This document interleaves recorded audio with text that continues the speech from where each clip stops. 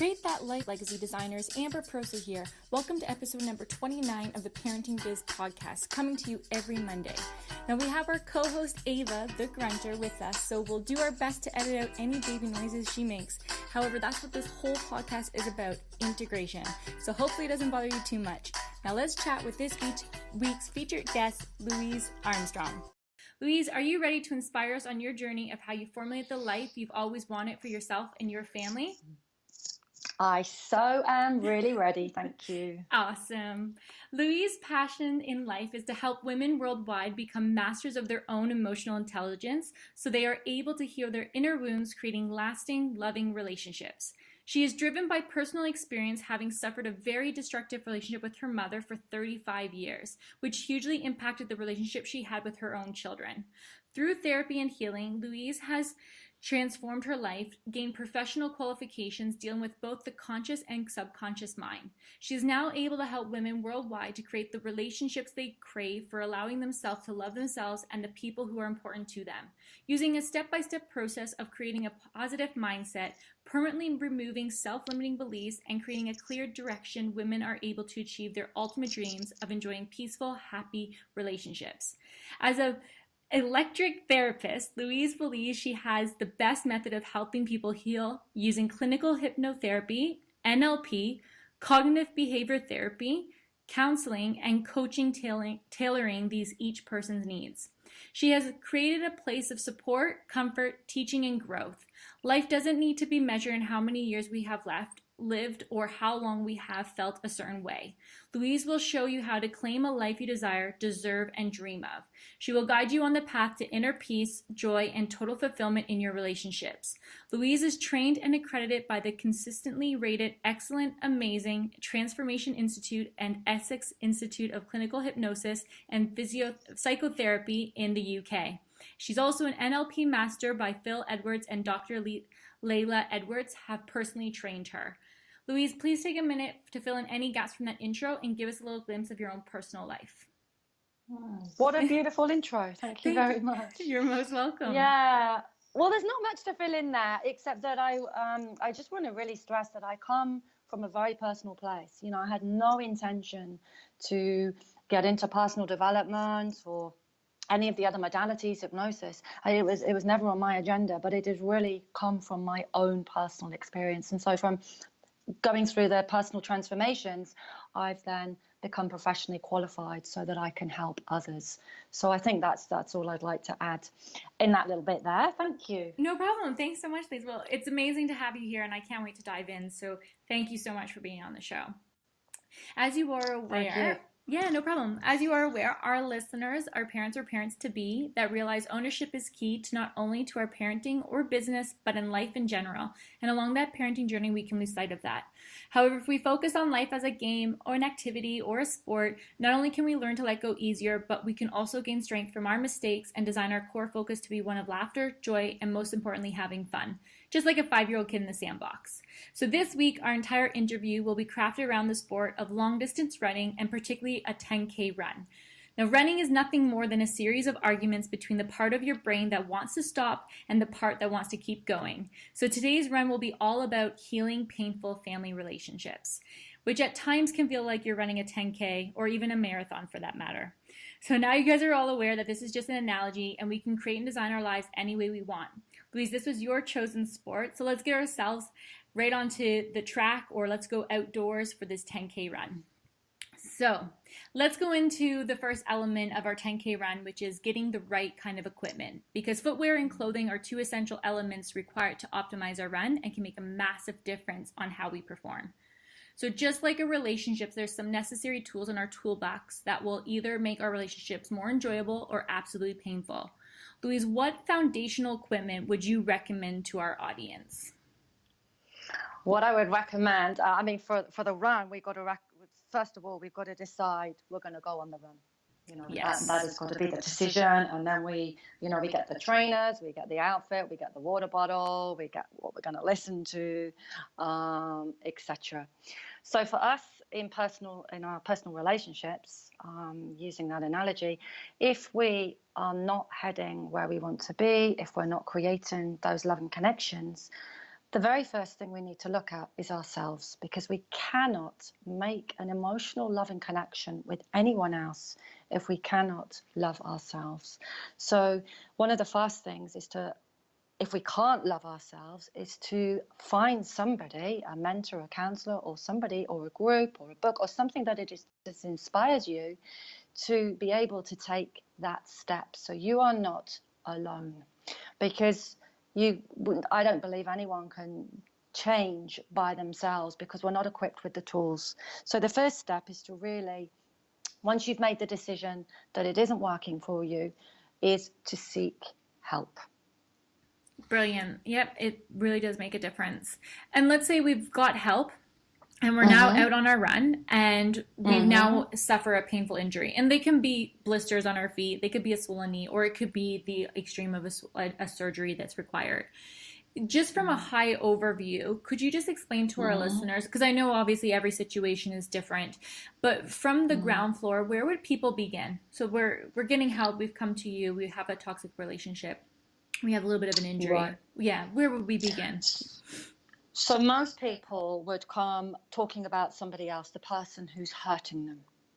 So that would be the blister on the foot, the swollen knee. You would have all the focus on the injury as such, yeah?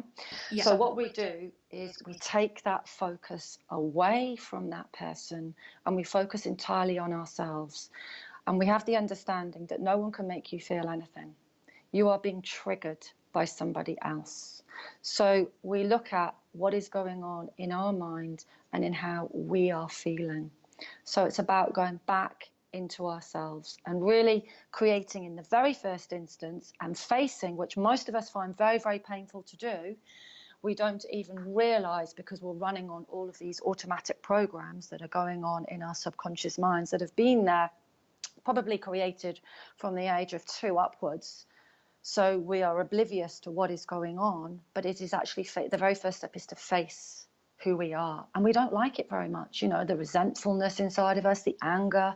We don't go around telling our friends, you know, that that's the sort of people we are. So we wear a mask and our whole persona becomes how we want someone to see us. And we need to be able to take off that mask and look at ourselves for as we are, because you cannot change something if you don't know what you're changing. So that's where we start. That's brilliant. And if you don't mind, just sharing some of your techniques, because you have a massive amount of a toolbox for yourself to use multiple different techniques to help people get around that. What are some of the actual services that you use? Like, is it mirror work? Is it hypnotherapy? What kind of stuff do you help them? Because obviously if they're in resentment or anger, they may not realize it, like you said as well, what we're actually feeling. How do you bring that to the surface?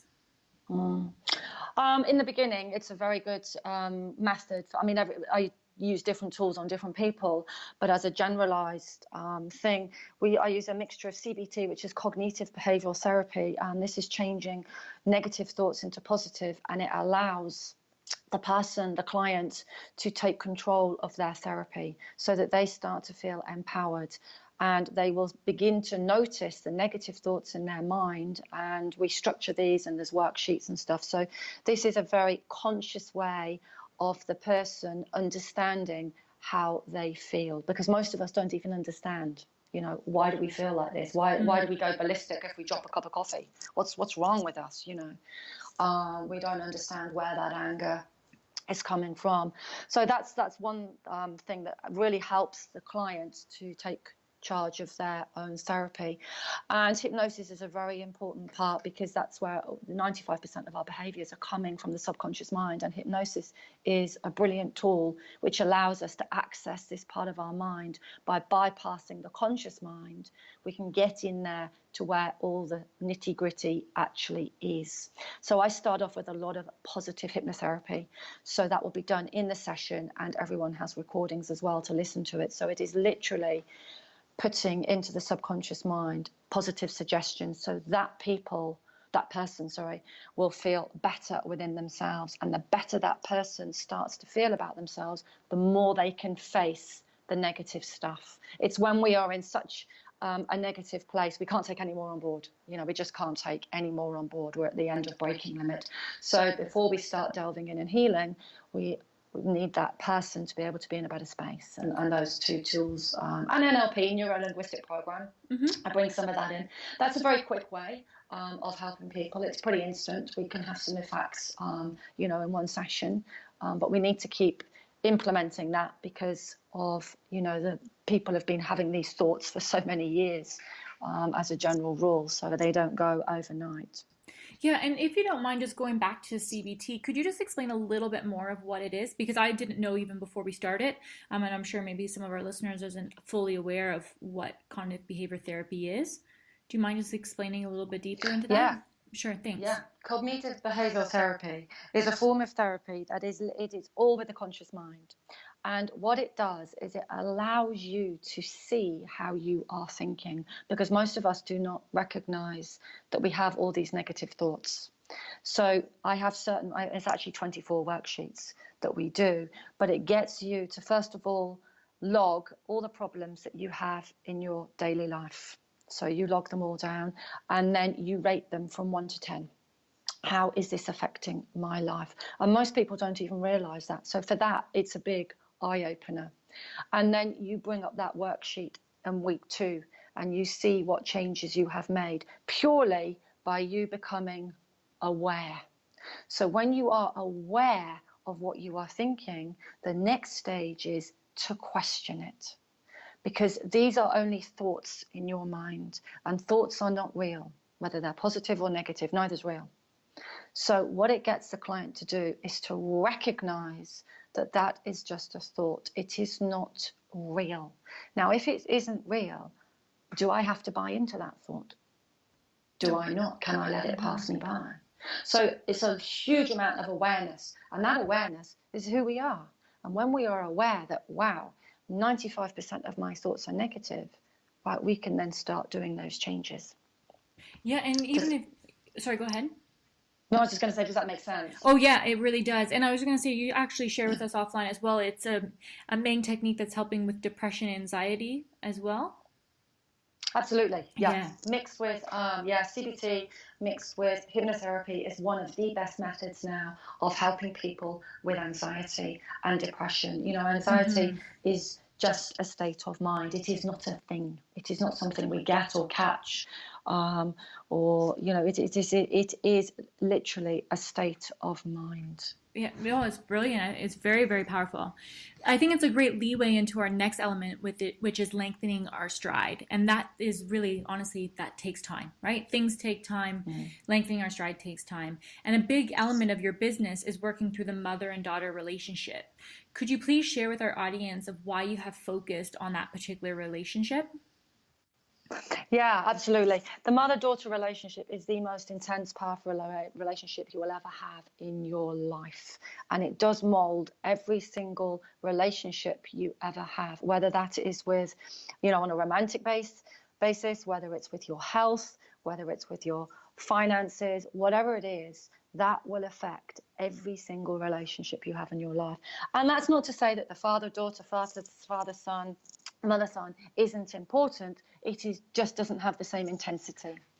So yes, for me, I have suffered greatly for around 35 years with a very, very destructive relationship with my mother. During that time, I've brought up 3 children. I've been married almost 30 years next year. So that's a wonderful celebration for my husband and I, because we've been through the mill and back. But I was in such a bad place financially, along with my health, and this relationship with my mother. I flew from Dubai to the UK to ask her if we could put all our things behind us and start a fresh relationship. And she said, no, I don't love you. I will never change. And these are your problems. Wow. I was in such shock. I got on the flight back and I came back to Dubai with no idea what to do. I thought my life was literally, that was it for me, because everything was in such a mess. But what I did do is I asked for help for the first time in my life. And if you're out there, listeners, listening to this, really, I know this is really, really hard to do, because I was brought up to get on with it. It's a sign of weakness, etc. But I didn't know what to do. I was in utter loss. And that's what I did. I asked for help. And through a lot of therapy and a lot of emotional healing, I'd like to really stress here, I didn't speak to my mother for over 8 months, because this was my journey, not hers. So this is all done without a conversation with anyone who you are hurting with, anyone who is hurting you. This is a journey that is done alone. During that time, my eldest daughter, I'd also, and this is very important, with any parent out there, I think this is the big understanding I'd like to really get across here, is that I tried to do everything different with my own 3 children. Consciously, if my mother made apple pie, I would make brownies. If my mother did sewing, I got into sport. So whatever it was, I made a conscious decision to do something different. But what I was totally unaware was my subconscious was driving the show.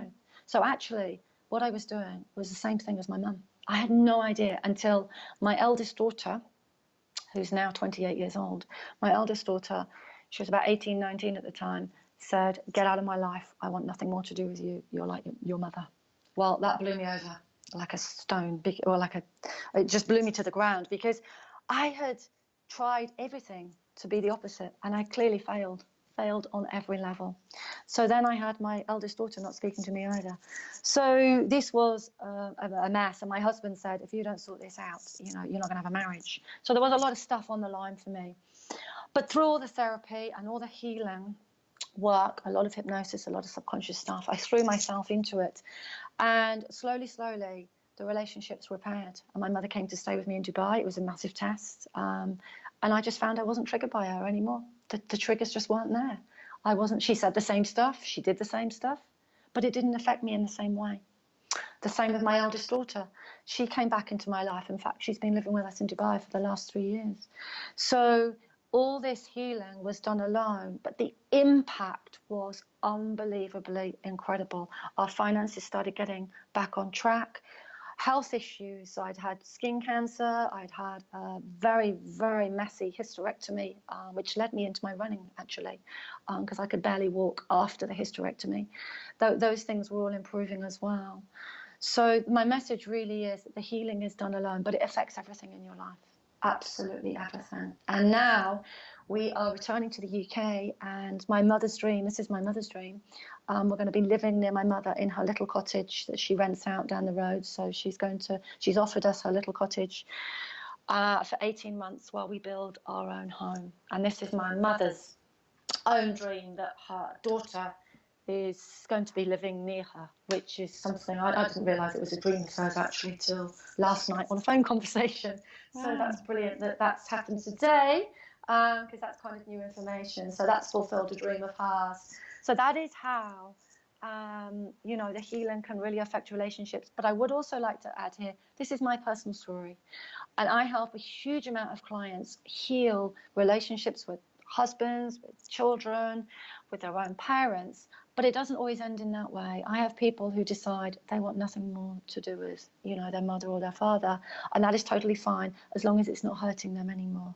And that is, very much a decision that allows them the freedom to go on with their life. So sometimes, we don't get back on track with that relationship because it's not the right thing to do. Yeah, absolutely. What an amazing story, honestly, even how it's turned around. And that's so beautiful about even last night, about how you found out with your mom's dream. I think that's brilliant. So congratulations on moving back to the UK. I know it's in October, but that will be really exciting. A whole other chapter or book is being written for you. Yeah, it is very exciting, and it's amazing how it's all kind of evolving. And I'm still on my journey. I'm still learning, and I'm still, creating different things in my life. And it does honestly get better and better. It's great to hear. I think that's awesome. I think it also just reminds our audience that there's still hope on the other line, right? And even if it's not with the person, like you mentioned, it's still for themselves. Yeah, so absolutely. There is always hope. There is always hope. In fact, I'm creating a brand new online program, which is going to be done in a group basis. And it opens up with going beyond your belief. And I really want people to, whatever you think right now, think bigger. Think bigger, and never, ever, ever give up, ever. Yeah, I think that's actually a really brilliant leadway into our next element, which is believe in yourself and enjoy it. Because if you don't believe in yourself, then how will you get there, right? And running a 10 Absolutely. yeah, and running a 10K run is only the competition with ourselves, just like in relationships or parenting or business, whatever it might be. But we can't compare ourselves to others, and we can't compare our children to others as well. We're all on our own race. So what have been some beliefs that you have ingrained to enrich this into yourself?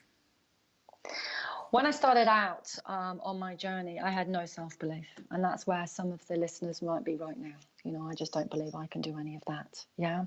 So when I used to look in the mirror, I would see that I had brown eyes. When I asked everybody else, and you know what the color eyes they thought I had, because there's only two ways to determine eye color, they said I had blue eyes. And we tend to believe everybody else. So I would come back home and I would believe I had blue eyes. Then I'd look in my bathroom mirror and I'd see I had brown eyes.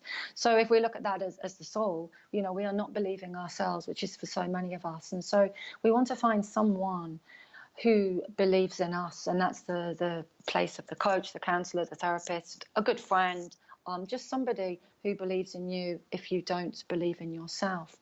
One of the first things to start that self-belief is a gratitude journal, because when you start recognizing and feeling good about what you do have and not what you don't have. So if we look at the run, or if we look at other people in life, we're tending to look at those children are doing this, those people have got this, they've got this relationship, they've got this money, they've got these children are doing A, B, C, D, and E. You know, we totally dismiss what we do have in life.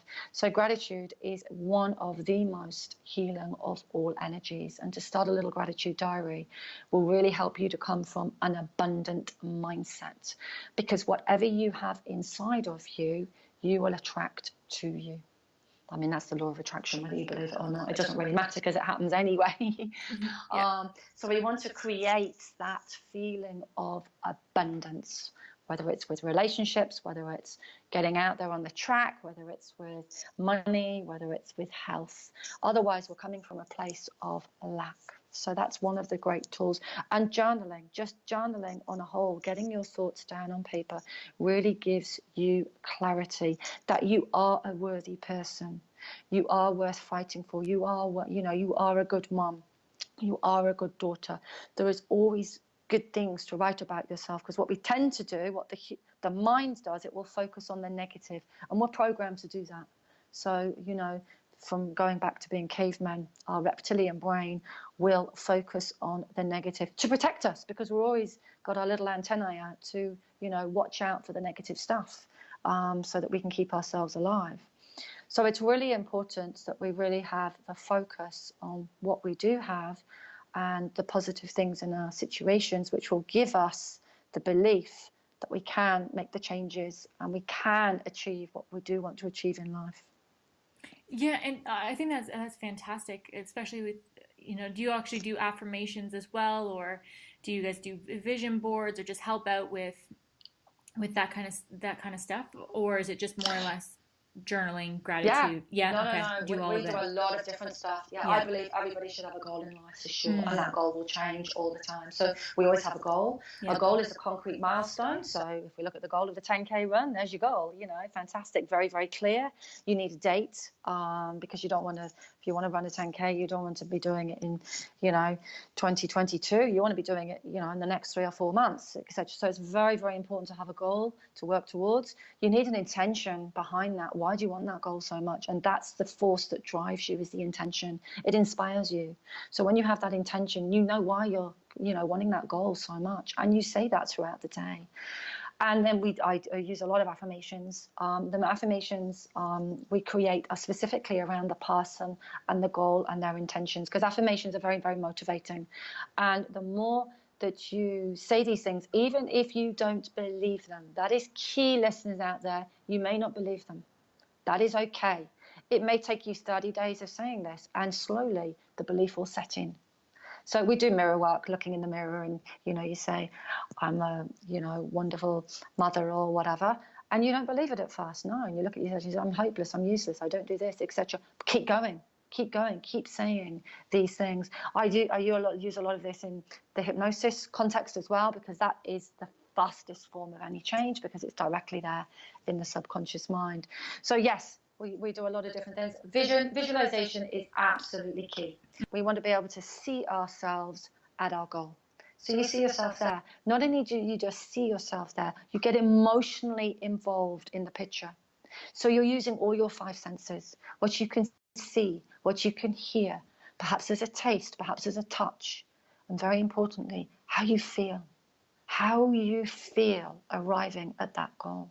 So for me, I was creating a goal of what emotional freedom looked like to me. And for me, it was just that freedom of being outside. I could smell the air.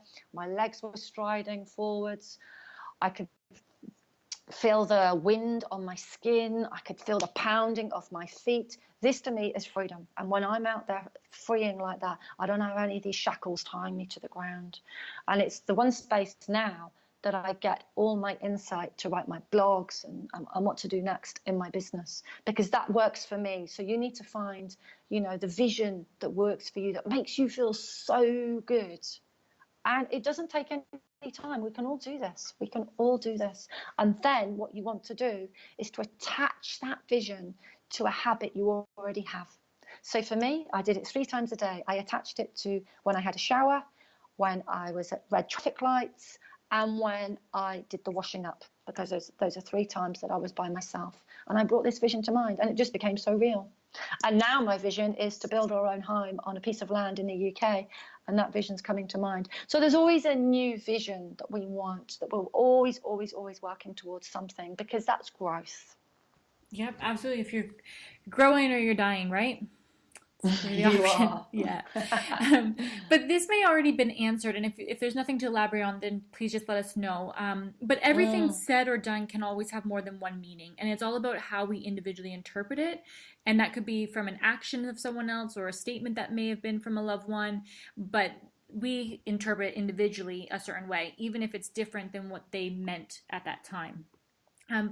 Part of your coaching, you help people resolve painful relationships without having that conversation with the other person.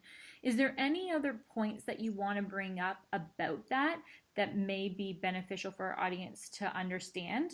Or do you feel that we've covered that? Because I feel like that's a big thing, right? People always think that they have to communicate with the other half when you don't. It's really healing that self within and going out. I just want to make sure that we've hit all that element for yourself.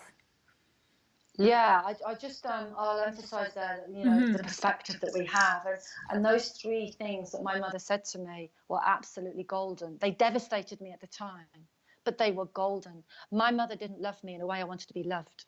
Now that is key for everybody out there, because her perspective was she was doing what she could. But in my perspective, I didn't feel loved. If I got 95% in a maths test, just for an example, my mother would say to me, "Wow, where's the 5%? Come on, Louise, I see 95% as amazing. Wow. But my mother doesn't see it like that. So it's her perspective. So we've got to take on board that everybody's entitled to their perspective and their opinion, but it doesn't necessarily have to be yours.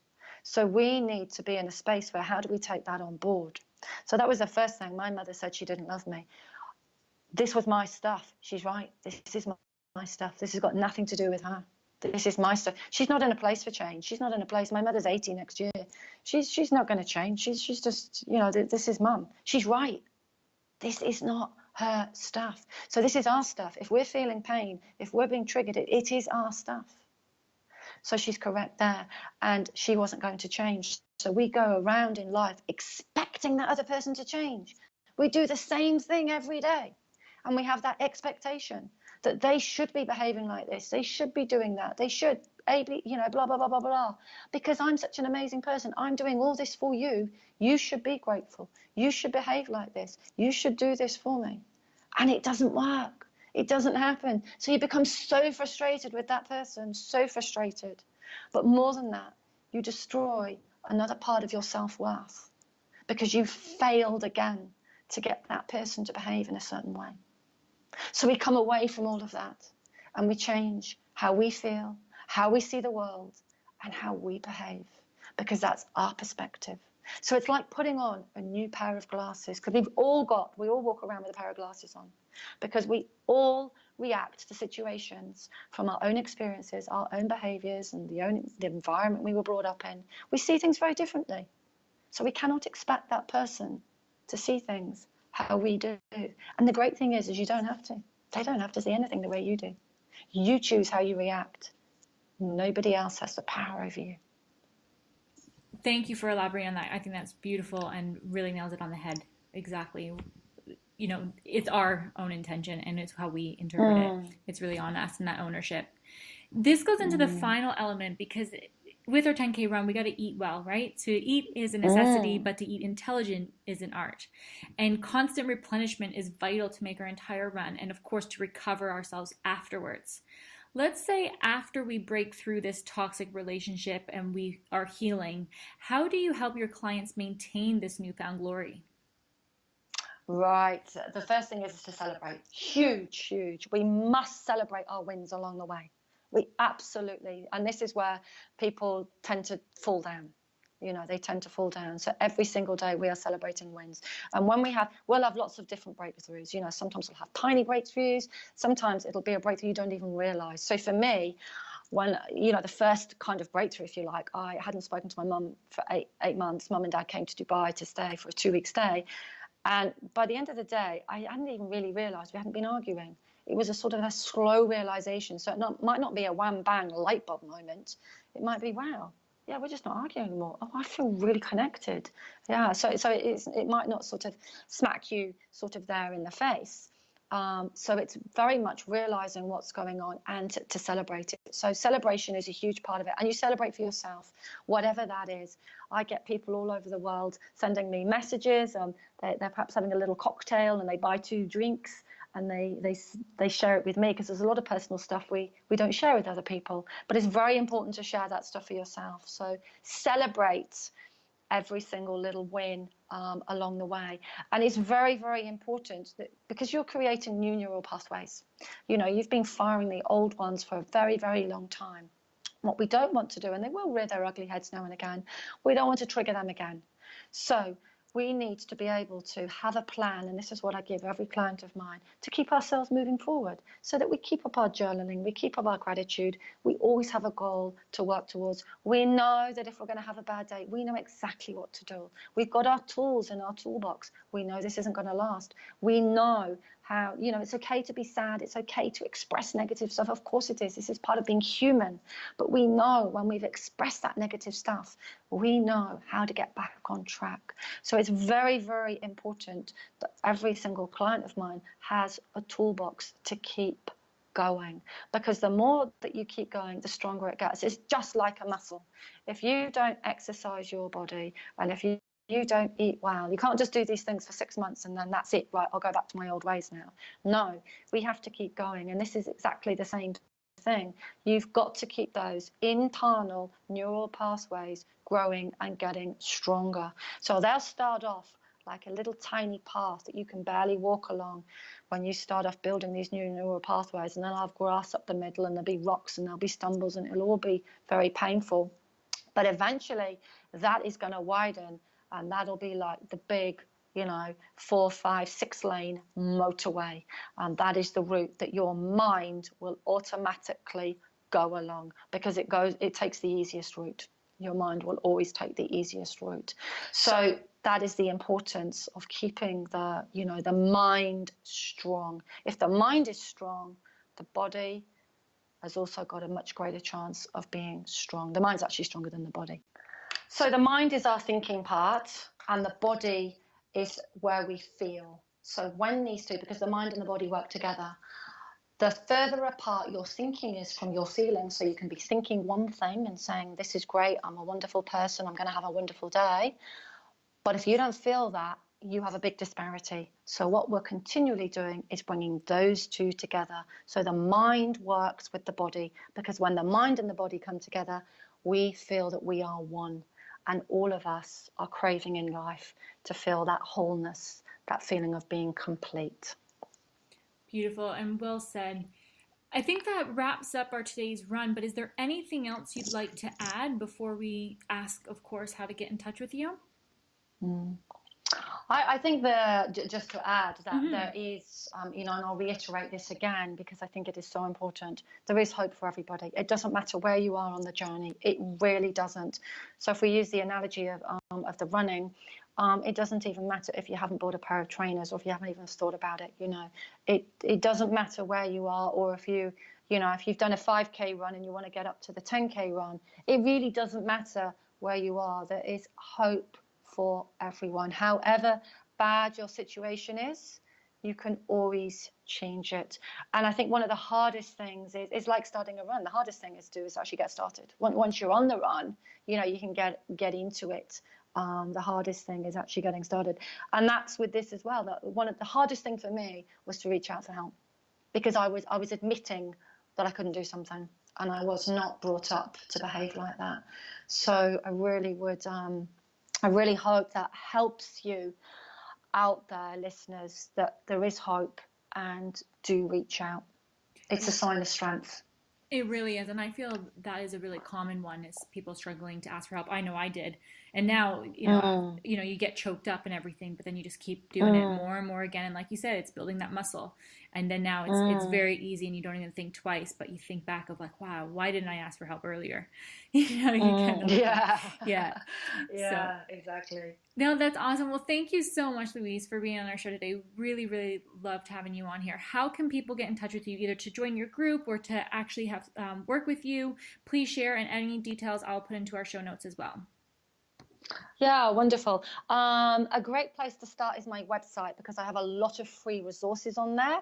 I have some free hypnosis recordings that people can, give it a try, see how you feel. There's a lot of stuff on there. So you can find me at www.louise-armstrong, ARMSTRONG.com. So that's a good place learn more about me and get some free resources. I have a Facebook group, which is a closed one, and it's growing wonderfully. It's well over 3,000 now. Got 3,000 beautiful. It's for women only.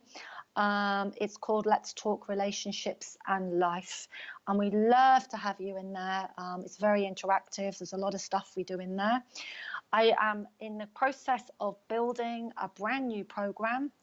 This is going to be a group program on emotional freedom, and this is going to be launched in October. It's going to be a 12-week program, so look out for that. That will also be on my website as well. I have an Instagram account, which is LouArm, LOUARM 555.